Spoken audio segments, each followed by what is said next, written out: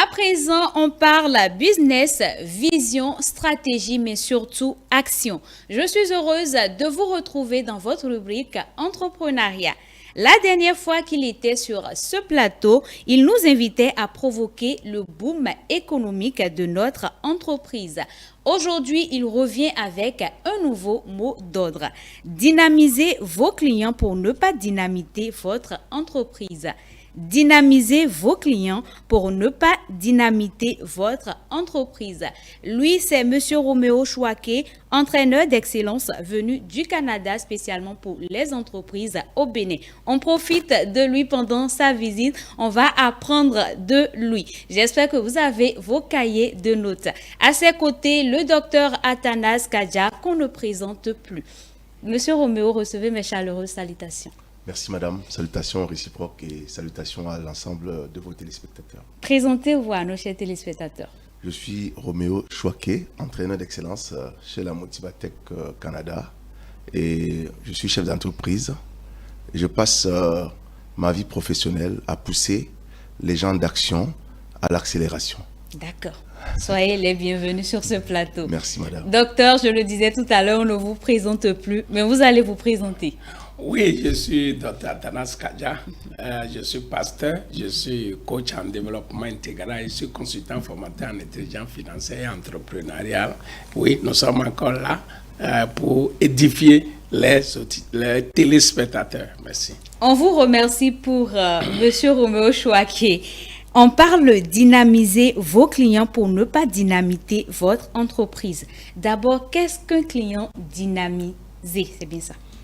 Eh bien, madame, le client est le capital le plus précieux de l'entreprise.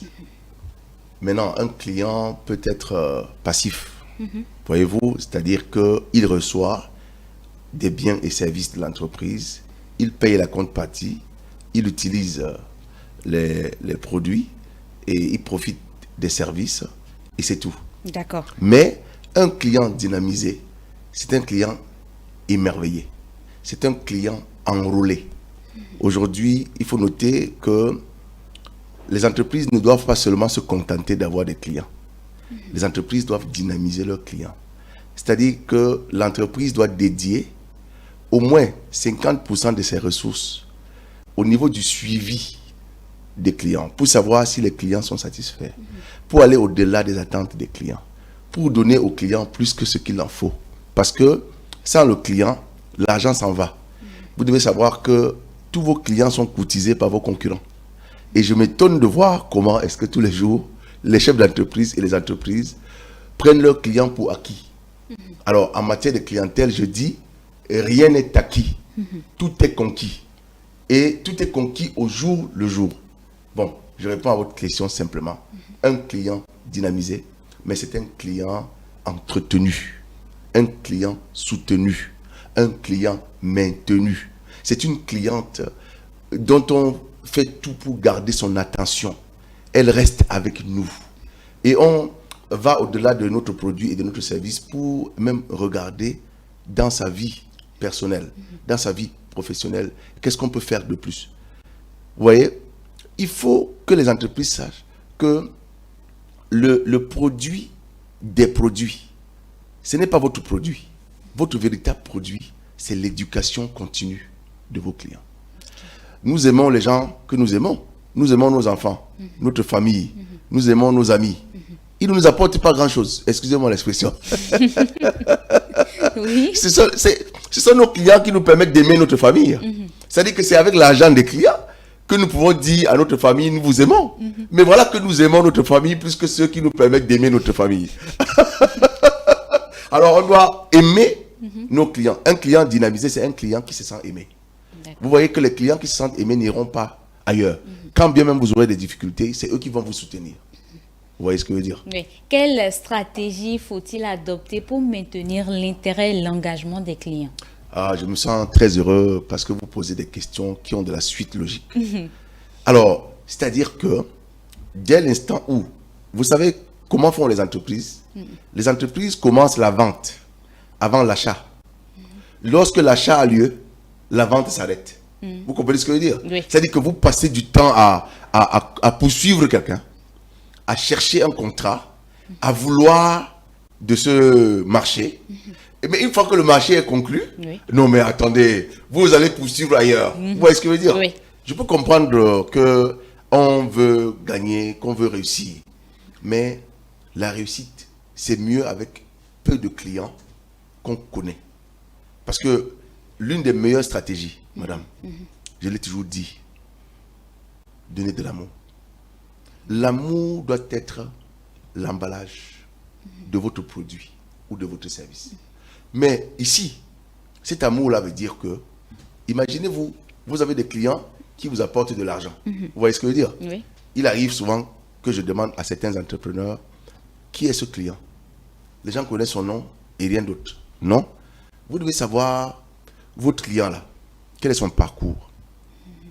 Parce qu'en réalité, son parcours peut déteindre sur son expérience clientèle dans votre entreprise. Vous aimeriez faciliter son expérience clientèle en comprenant son parcours, ses difficultés, ses peines, ses douleurs, ses joies, ses bonheurs. Vous voulez participer à sa vie.